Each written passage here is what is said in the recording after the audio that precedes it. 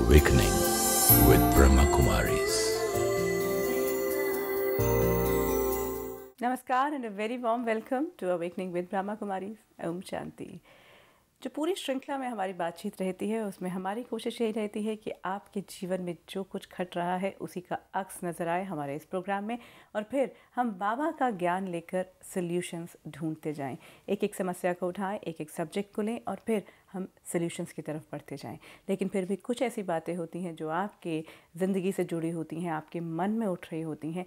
उन सवालों को सीधा हम आप ही के सवालों के रूप में लेते हैं और आज इस कड़ी में भी बात हम कर रहे हैं। और हमारा बहुत बड़ा सौभाग्य, हमारे साथ हैं सीनियर ब्रह्मा कुमारी सिस्टर शीलू बहन, और जो कि ख़ास माउंट आबू से आई हैं, और उनसे बातचीत का सिलसिला शुरू करते हैं। ओम शांति। ओम शांति।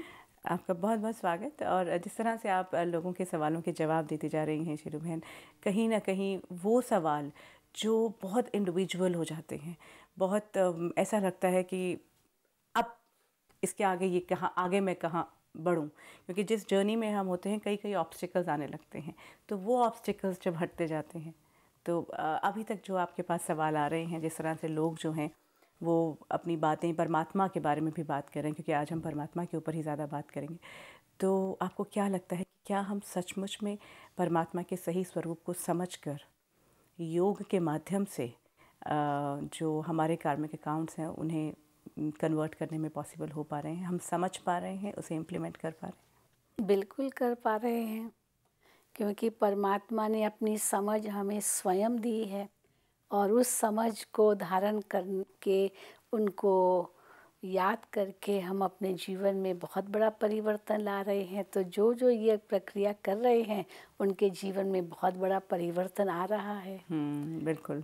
और ये अनुभव जो हैं वो एक्चुअली कुछ कुछ टाइम बाद दिखते हैं, लेकिन वो दिखने लग जाते हैं। बिल्कुल दिखने लग जाता है। तो हम सवालों का सिलसिला शुरू करते हैं। एक सवाल हमारे पास आया है कि आपने कहा था meditation is removal of some kind of a mental wound. जैसे हमने कहा था कि मेडिटेशन इज़ बेसिकली हीलिंग।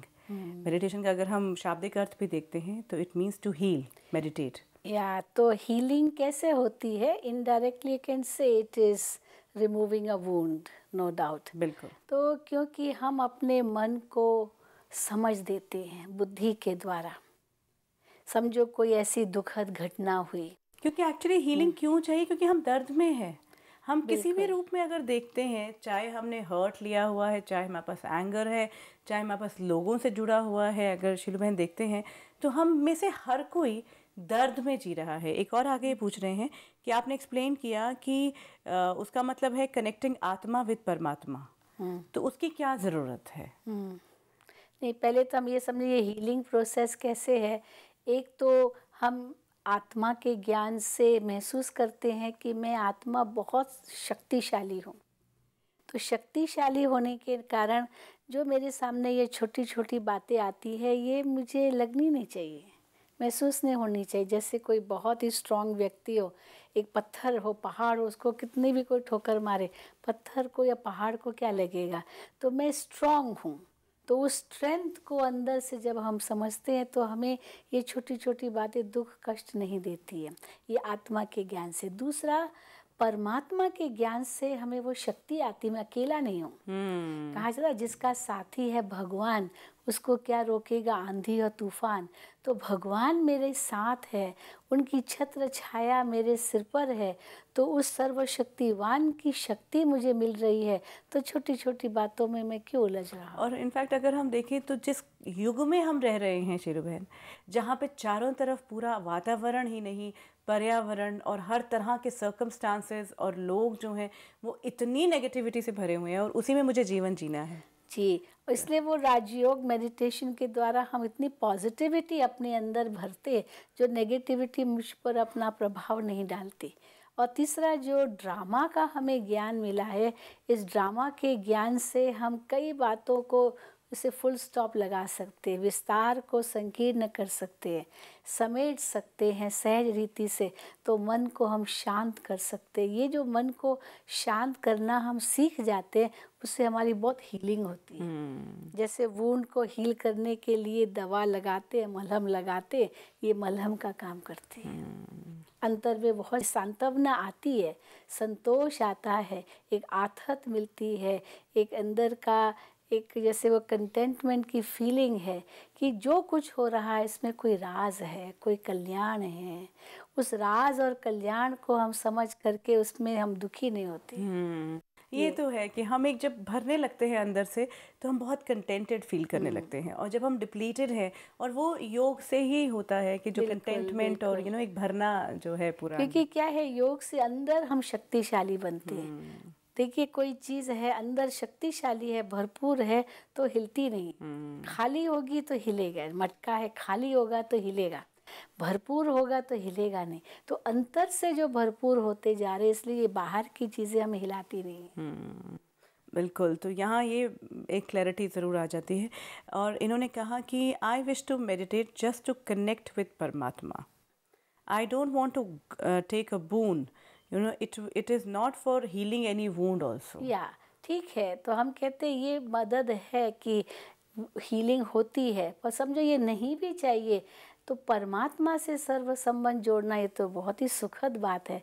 जैसे किसी से संबंध हो जाए कितनी खुशी होती है, और ये तो सर्वशक्तिवान परमात्मा से संबंध है, इनसे और खुशी की बात क्या होगी। तो उससे ऑटोमेटिकली खुशी आत्मा को महसूस होती ही है, क्योंकि उस ऊंचे से ऊंचे के साथ मेरा संबंध हो गया है। बिल्कुल, तो मेडिटेशन कैन बी एक्चुअली, हमने एक बार पहले भी बात जो की है कि 4 स्टेजेस में मेडिटेशन होती है कि हम इनिशिएट जब करते हैं, फिर हम मेडिटेट यानी परमात्मा के साथ कॉन्वर्जेशन में आते हैं, और फिर जो है हमारा कंसंट्रेशन करते हैं, हम फिर लीन हो realize, जाते हैं, फिर रियलाइजेशन व अनुभूतियाँ होने जैसे लगती हैं। मैं शांत स्वरूप आत्मा शांति के सागर में समा गई, और समा करके समान बन गई, संपूर्ण बन गई। अच्छा, अब यहाँ कन्फ्यूजन हो जाता है, मतलब मैं शांत स्वरूप आत्मा शांति के सागर में समा गई, है ना। तो यहाँ ये कहते हैं कि इसका मतलब देखा ना कि आत्मा तो परमात्मा में ही समाएगी। ये जो कहते हैं ना आत्मा परमात्मा में समाती, इसका भावनात्मक अर्थ है ये। जैसे कोई किसी के प्यार में खो जाता है तो खो गया, माना अपना अस्तित्व उसने भुला दिया, पर इसका मतलब ये तो है कि उसका अस्तित्व खत्म हो जाता है। सब्लिमेशन जिसके हम कहते हैं कि we actually dissolve ourselves, we dissolve कहो, एब्जॉर्ब कहो, मर्ज कहो, लेकिन this is in a very very subtle form, it's in a spiritual way, not in a physical way. अब वो फिजिकल वे में जैसे एक बूंद सागर में समा गई तो उसका अस्तित्व तो खत्म हो गया ना, वो एंटिटी हमारी बनी रहती है। ये एंटिटी बनी रहती है, इसीलिए इट्स नॉट कि आत्मा विलीन हो गई तो खत्म हो गई उसका अस्तित्व, ये नहीं है। ये प्यार में आत्मा खो गई, तो प्यार में खो करके हम अपने अस्तित्व को भुला देते हैं, पर वो अस्तित्व है तो सही ना। बिल्कुल, तो ये नष्ट हमें तो नहीं होता अस्तित्व। रियल सेंस में देखना बहुत ज़रूरी है कि what is actually meant by that. एक सवाल हम यहाँ लेना चाहते हैं, बीकानेर राजस्थान से इन्होंने भेजा है। He says that I am a 27-year-old working professional. My mother is suffering from a strange illness where she has lost her interest in everything. All the time she complains that God is punishing her for her misdeeds. This is so painful, शीलू बहन। ये इतना तकलीफ दे चीज़ है। यही उससे बदलना होगा अपना विचार कि परमात्मा हमें कोई पनिशमेंट नहीं देता, हम किसी को भी दोष नहीं दे सकते हैं। ये भी एक ऐसे महसूस करते कोई हिसाब किताब है किसी जन्म का, और अगर परमात्मा की याद है तो वो तो सूली से कांटा हो रहा है। सूली समान उसका स्वरूप हो सकता है, लेकिन परमात्मा की याद से वो कांटे के रूप में ख़त्म हो रहा है। तो जो भी ये हिसाब किताब आते हैं ये सब सूली से कांटा हो रहे हैं, सूली से कांटा हो रहे हैं।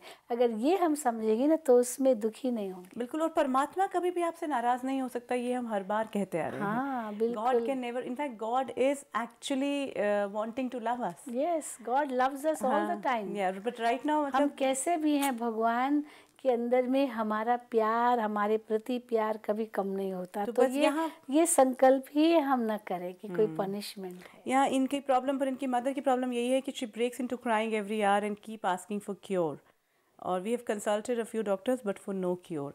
तो मुझे लगता है शीलू बहन, इन्हें हम यही कह सकते हैं कि I think she is suffering from depression.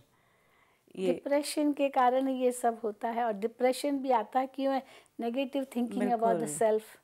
तो एक पॉजिटिव थिंकिंग अपने प्रति धारण करेंगे तो ये ख़त्म हो जाएगा। एक और ऐसा ही उनका सवाल क्वेश्चन है कि I am always sad, unhappy and also jobless.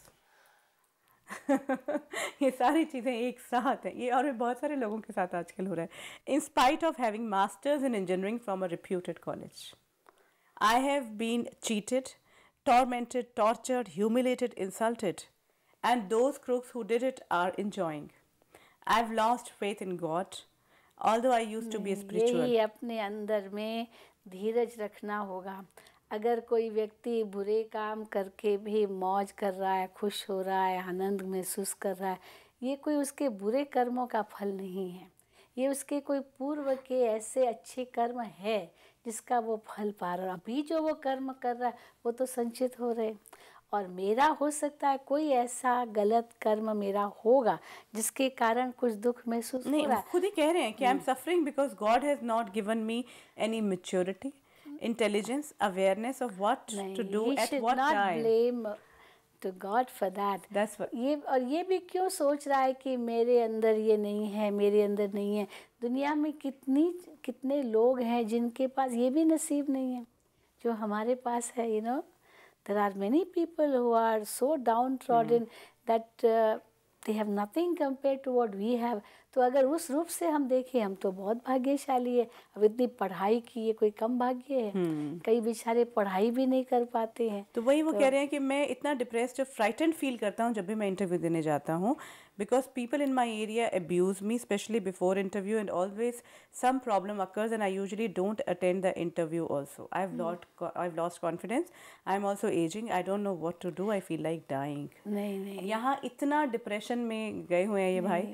हम तो कहते हैं इस विशियस साइकिल को तोड़ना पड़ेगा, और विशियस साइकिल को तोड़ने का सबसे सहज उपाय है अपने अंदर कॉन्फिडेंस बिल्ड करने के लिए ये सोचना, I will win, I will win, I will definitely get it, I will definitely get. तो जैसे I will not gate, I will not achieve, ये सोचते उसकी वजह पॉजिटिव सोचो। In fact you start visualising. अगर हम शीलू बहन, ये भी एक बहुत अच्छी एक्सरसाइज है कि वो थॉट क्रिएट के हम विजुअलाइज कर लें कि जो भी मैं इंटरव्यू देने जा रहा हूँ उसमें मैं सफल होऊंगा। और हमेशा कोई फेल हुए हैं ये भी तो बात नहीं है ना, न जाने कितनी बार हम सफल भी तो हुए हैं ना। तो जो सफल हुए हैं वो विजन में लाए ना, हम जो असफल हुए हैं वही विजन में ले आते हैं, इसीलिए हमारा विशियस साइकिल हो जाता है। तो पहले जो हम विजन क्रिएट करें वो सफलता का विजन क्रिएट करें। ऐसे हो ही नहीं सकता कि जीवन में कहीं भी सफलता न मिली हो।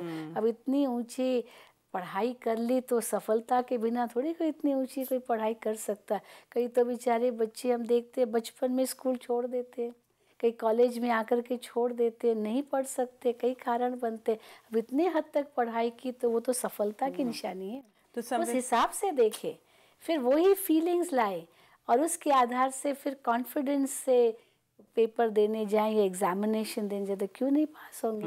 बिल्कुल। और ये भी मान के चलिए आपकी आपके सब जो अपने हैं वो आपके अगेंस्ट नहीं है, क्योंकि ये भी कई बार हमारे मन में वो धारणा रहती है कि वो मेरे को कुछ ना कुछ कर देंगे, कुछ ना, तो वो हो जाता है। बिल्कुल, हम अपने मन में जो सोचेंगे वही होगा। कहते भी है ना शीलू बहन की जाकी रही भावना जैसी। हाँ, तो जैसी भावना होती है वैसा ही भाड़ा मिलता है। तो अगर मेरी भावना ही अगर नेगेटिव की है तो वही परिणाम होगा। तो हर वक्त हम अपनी भावना को शुभ ही रखें, शुद्ध ही रखें। एक बहुत बड़ी कला है ये कला अगर हम सीख लेना तो कभी भी जीवन में दुखी नहीं होंगे। बिल्कुल। और आपसे तो हम यही कहना चाहेंगे कि ये जैसा कि कहा शीलू बहन ने कि अपने विशियस सर्कल को तोड़िए, क्योंकि ये तोड़ना भी आप ही के हाथ में है। अगर आप इतनी लंबी बात हमसे लिख सकते हैं, इसका मतलब कहीं ना कहीं आपको अवेयरनेस है कि ये एक विशेष सर्कल में आप फंसे हुए हैं और उसे तोड़ने का जो क्षमता है वो भी आपके पास ही है। क्योंकि हम हर बार ये कहते हैं इस राजयोग में जब बात करते हैं कि जो भी मेरे साथ हो रहा है उसके ज़िम्मेदार मैं हूँ। तो अगर मैं ही ज़िम्मेदार हूँ तो मैं ही परिवर्तन भी कर सकती हूँ। हाँ, अगर उसका बेस्ट पार्ट देखें तो। लेकिन जब हम कहते हैं मैं जिम्मेदार हूँ, मैं जिम्मेदार, तो इसमें भी हम नेगेटिव में चले जाते हैं। मैं जिम्मेदार हूँ, मेरे ही पाप है, मेरा ही ये है। लेकिन अपने आप को क्षमा करना भी सीखें। हम अपने आप को क्षमा करें। टू फॉरगिव एंड फॉरगेट एक बहुत बड़ी कला है। कई बार हम फॉरगिव तो कर लेते पर फॉरगेट नहीं कर पाते। बिल्कुल। और फिर जैसे याद करते हैं उसके साथ का जुड़ा हुआ दर्द भी उसी टाइम पे याद आ जाता है। बिल्कुल आ जाता है। तो ये एक हमें बात ज़रूर करनी है कि अच्छा, कई बार शीलू बहन देखा है कि फॉरगेटनेस नहीं होती है, आपको वो याद तो रहेगा ही सिचुएशन, लेकिन ज़रूरी ये है कि उसके साथ जुड़ा हुआ जो भाव है दर्द का या हर्ट का या नफ़रत का, वो ना आए। हाँ, वो भी बहुत ज़रूरी है। तो कई बार फॉरगिव तो कर लेते, ठीक है, अपने आप को फॉरगिव कर लिया, दूसरे को भी फॉरगिव कर लिया, पर फॉरगेट करने के लिए फिर एक पॉजिटिव बातें सोचे, उसकी भी अच्छाई क्या मिली, उसमें क्या एडवांटेज हुआ, क्या मैं उससे सीखा, वो अगर पॉजिटिव सोचना शुरू करें तो फिर वो नेगेटिव बात भूल जाएंगे। बिल्कुल, तो हमारा ये आपसे यही कामना करेंगे कि इस बार आप बिल्कुल ज़रूर दोबारा उठिए, जाइए और विजुलाइज कीजिए कि आप जो है सिलेक्ट हो गए हैं। देन आई थिंक डेफिनेटली आप राजयोग का जब माध्यम अपनाएंगे, जब योग जोड़ेंगे बाबा से। और जब भी इंटरव्यू के लिए जाएं तो पहले परमात्मा को याद करें, मेरा बाबा कह परमात्मा को दीजिए। अपना साथी समझें और उस साथी को साथ रखें। जो भी बोझ है, जो भी आपके अंदर में कुछ भी महसूस होता है कि ये नहीं, गलत कुछ भी, ये सब ईश्वर को सौंप दो। तो परमात्मा को सौंप देने से आप हल्के हो जाएंगे, परमात्मा आपका कार्य करेंगे। हम तो अनुभव बहुत बार ये कर चुके हैं कि कैसे शिव बाबा अपने आप कार्य करता है, हम तो अपनी जिम्मेदारी उनको दे देते हैं और बिल्कुल। सचमुच कार्य सफल होता है। आप करके देखिए। तो ये हमारी पूरी शुभकामनाएं हैं कि ज़रूर ज़िंदगी में परिवर्तन होगा। एक सवाल जो है वो और हम लेते हैं यहाँ पर, वो कहते हैं कि I do meditation every day by many types, but I am in a confusion that every meditation gives us peace with involving God or without involving God. Then why should we consider that God exists even if we can do meditation by Raj Yoga without involving any God? Oh, Is it necessary to involve? Actually, without involving God, the meditation is not proper. Let me tell you, क्योंकि परमात्मा ही इन गुणों का source है ना। अगर उस source से connect करेंगे ही नहीं तो ये लास्टिंग कैसे होंगे आपके गुण। हाँ, आत्मा के अंदर भी गुण हैं, क्योंकि आत्मा की कॉन्शियसनेस से भी ये गुण अनुभव होते हैं, लेकिन परमात्मा के साथ कनेक्ट करने से ये गुण सदा के लिए अनुभव में आएंगे। जैसे एक रिचार्जेबल बैटरी को चार्ज मिलती रहेगी तो वो डिस्चार्ज होगी नहीं, तो आत्मा को भी परमात्मा से चार्ज लेने की आवश्यकता है। अब हमने पहले भी एक बार बात की थी कि अब काइनेटिक एनर्जी की स्टेज में है जो सोल है, उसको पोटेंशियल एनर्जी की हायर स्टेट में ले जाने के लिए will be needing external energy, external energy चाहिए, तो वो हमें चाहिए ही होगी। और आज के इस वक्त में जिसमें है उसमें तो परमात्मा स्वयं कह रहे हैं। और दूसरी बात, जैसे उन्होंने पीस की बात कही, तो शांति तो हमें नींद में भी आती है। केवल मेडिटेशन की शांति तो नहीं है, नींद में भी हमें शांति आती है। कई बार जैसे नींद आ गई, हम कहेंगे बहुत शांति मिली, पर हमें नींद की शांति अनुभव करने ये लक्ष्य नहीं है। और केवल शांति नहीं, शांति के साथ प्रेम, सुख, आनंद, खुशी, शक्ति, ये तो परमात्मा से संबंध जोड़ने से आएगी। बिल्कुल, क्योंकि हीलिंग की बात हमने पहले भी की है कि meditation means healing, not just peace, but लेकिन हमें जो बाकी जो जितने वूंड्स हम ले चुके हैं, जितनी हमने हर्ट लिया हुआ है, जितनी सारा डिप्लीशन है, उसको उसके हीलिंग के लिए हमें परमात्मा का साथ चाहिए ही होगा। एक और क्वेश्चन यहाँ लेते हैं, CN प्रभाकर जी ने लिखते हैं कि it is accepted that Shiv Baba the परमात्मा is a creator of universe, as there should be a creator for every creation, please let us know who created Shiv Baba the परमात्मा. As per scientist Professor Laplace's theory of Big Bang, which created this world, who was instrumental for Big Bang? Nobody knows. Actually, Shiv Baba हमें अपनी रचना का भेद स्वयं ही बता रहे हैं. You know what is the truth or the secret of God's creation is? परमात्मा हमें कहते हैं कि 3 शक्तियाँ अनादि और अविनाशी है. एक आत्मा, दूसरा परमात्मा और तीसरी प्रकृति. ये तीनों ही अनादि अविनाशी है. इन तीनों को किसी ने भी नहीं बनाया. बिग बैंग थियरी की जहाँ बात आती है तो वहाँ समझते भाई उसके अंदर वो एनर्जी थी और एक्सप्लोड हुई, लेकिन फिर प्रश्न है कि वो भी कहाँ से आया. तो हम कहते हैं ये बिग बैंग थियरी की बात ही नहीं है. प्रकृति हमेशा ही थी, ये पंच तत्व हमेशा ही थे, ये प्लैनेट्स हमेशा से ही है, कोई नई चीज़ नहीं है. और अंतर ये है कि खेल 2 के बीच में, 3 के बीच में खेल नहीं है. आत्मा और शरीर, पुरुष और प्रकृति, खेल इन दो के बीच में। और इस खेल के बीच में जब पुरुष प्रोमिनेंट है, प्रिडोमिनेंट है, और प्रकृति उसके कंट्रोल में है, तो ये संसार सतयुग है।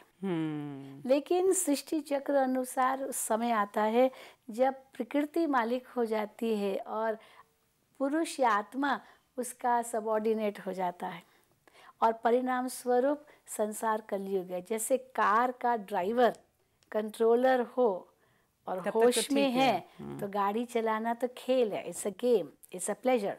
लेकिन अगर वो स्थिति आ जाए जो ड्राइवर के बदले गाड़ी कंट्रोलर बन जाए और ड्राइवर कंट्रोल कर ना सके, तो केओस, दुख, अशांति, एक्सीडेंट, डेथ, ये सारी नेगेटिविटी आ जाएगी। तो कलयुगी दुनिया में ये स्थिति है।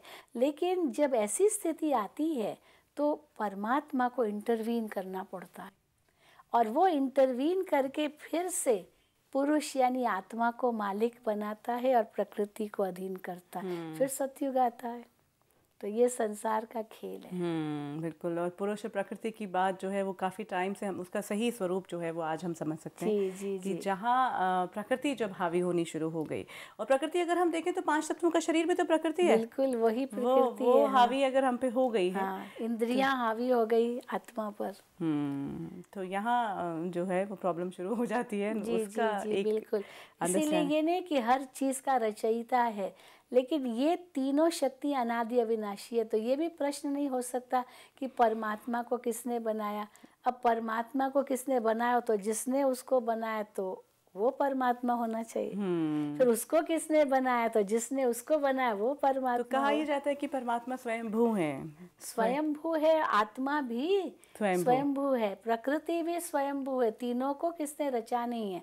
लेकिन परमात्मा को हम पिता क्यों कहते हैं, रचयिता क्यों कहते हैं? क्योंकि परमात्मा आकर के इसका परिवर्तन करते हैं, आत्मा को फिर से मालिक बनाते ही। जो परिवर्तन की शक्ति परमात्मा में है, इसलिए वो रचयिता है।